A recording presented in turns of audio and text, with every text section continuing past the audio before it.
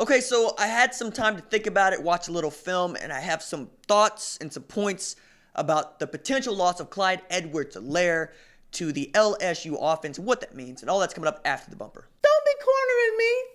Hold up. Time. You gotta help me with that corner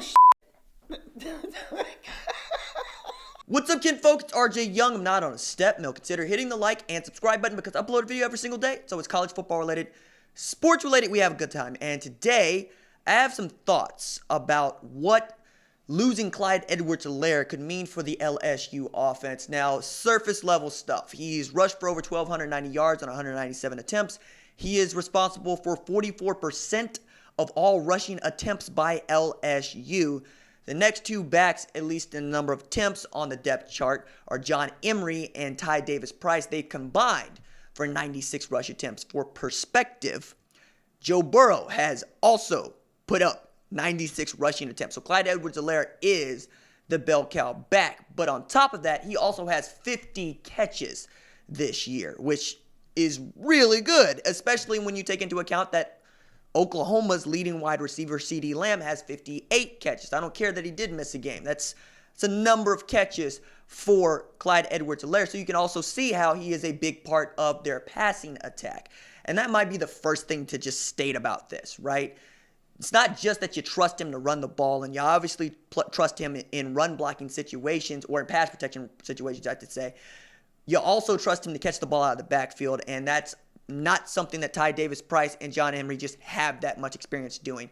And you got freshman tailbacks that are honestly very talented and could be very good, but they're still just that. And there was a decision that was made that Clyde Edwards-Helaire was going to be the guy, and he had a signature game against Alabama where he put Bama defender on his back and said, "Hey, folks, I'm going that way.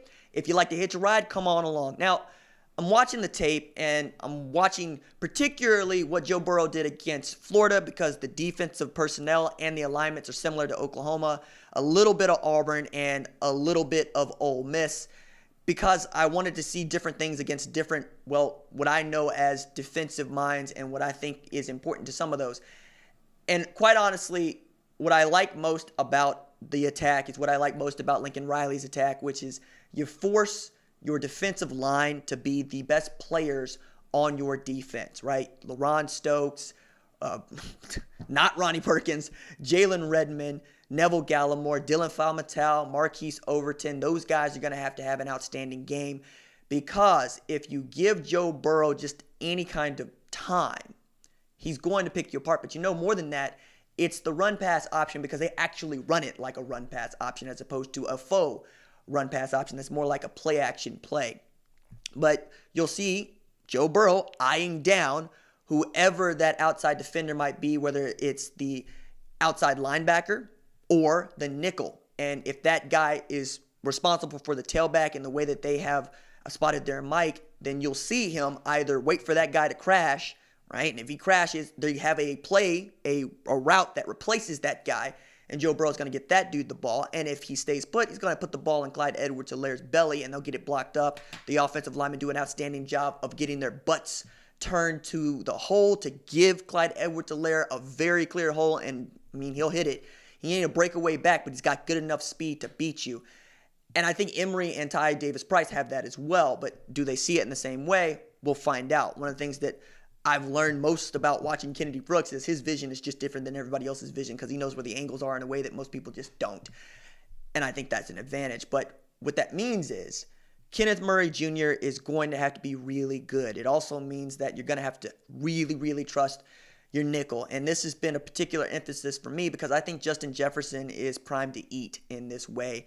Not just because I think you're going to have to play more man than zone against this team, and you're going to have to make it difficult for them to get off the line, even just getting in their way for an extra couple of seconds to make Joe Burrow hold the ball, but also because if you try to blitz him, he's really, really good at seeing it. He reads it like an RPO, right? Because if you send the nickel, he knows who's coming in that place. And another aspect of the Joe Brady offense that I've seen is they always seem to have a route that is going to go after the safeties, going after not the deep middle third of this field, but behind the safety, right, to stretch you out. And they'll have a clear out route coming across that, well, you'll see the Saints run it all the time with Michael Thomas, and that bunch formation that they use confuses a lot of people. It's really difficult to really pack it in and to know who's doing what, especially against in a zone, right? I don't want to see a whole lot of zone being played against this LSU defense, or excuse me, LSU offense, because they're just good at beating it. They know where the spots are. And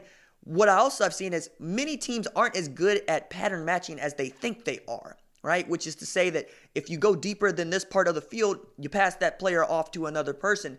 Sometimes you get crossed up. Sometimes guys are just slow. The zones don't always overlap in the way that they should, and folks stop running, right? Because they think that, okay, that's no longer my responsibility. I have another responsibility going this way.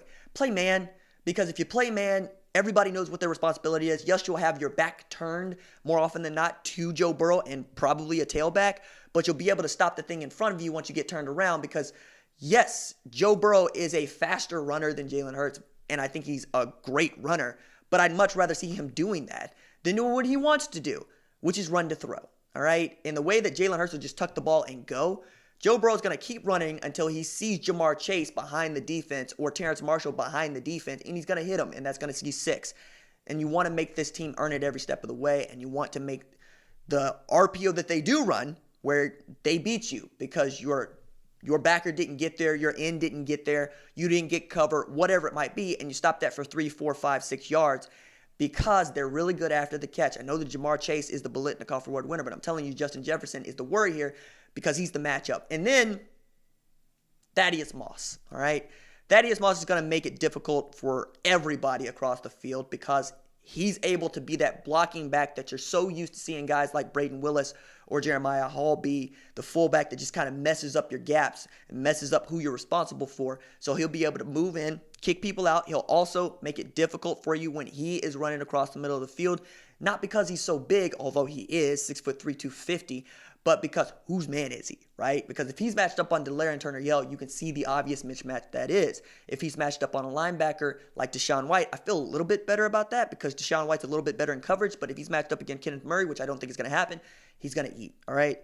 There are lots of problems here, but I think the way you fix all of this, if you're Grinch, is you try to put your defensive lineman in the best position to beat up on that offensive line. I understand they won the Joe Moore Award, but they are susceptible, all right? You can get by them. And if Kenneth Murray Jr. is a part of your blitz packages, and he will be, Delaire and Turner-Yell is a part of your blitz packages, and he will be, you're really, really going to have to time these up right because Grinch is going to have to really call a great game because he calls the kind of game that he gets against Texas, that he gets against Baylor, but he gets the kind of defensive line play that he got in those 2 games. Yes, it's a long day for LSU because you'll remember 9 sacks against Texas, and the Baylor quarterbacks, all 3 of them, couldn't really move. Kenneth Murray was in the backfield like you read about. Neville Gallimore, Jalen Redmond.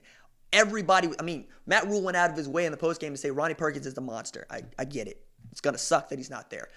But you have opportunities here because Calvin Thibodeau has done such a great thing with this defensive line and made them into these kind of guys. And you got to the 1-gap scheme. So you're bringing 4 at a minimum all the time. You'll bring 5 when necessary. I don't want to bring more than 6 because that leaves too many people well exposed because your secondary just ain't good enough to keep running with these Charlie's Angels trio of wide receivers. But pressure from your 4. If your 4 can beat their 5 consistently, Oklahoma can win the football game. I don't care who Joe Burrow is. I don't care if it's Tua Tagovailoa. If you can get pressure, if you can get by that offensive line, if you can get into the backfield, you're going to win some football games, all right? And I think Oklahoma has dudes in Neville Gallimore, LaRon Stokes, Jalen Redmond, Marquise Overton, Dylan Famatal that can help you and can get that done. All right, that's it for me. Doses.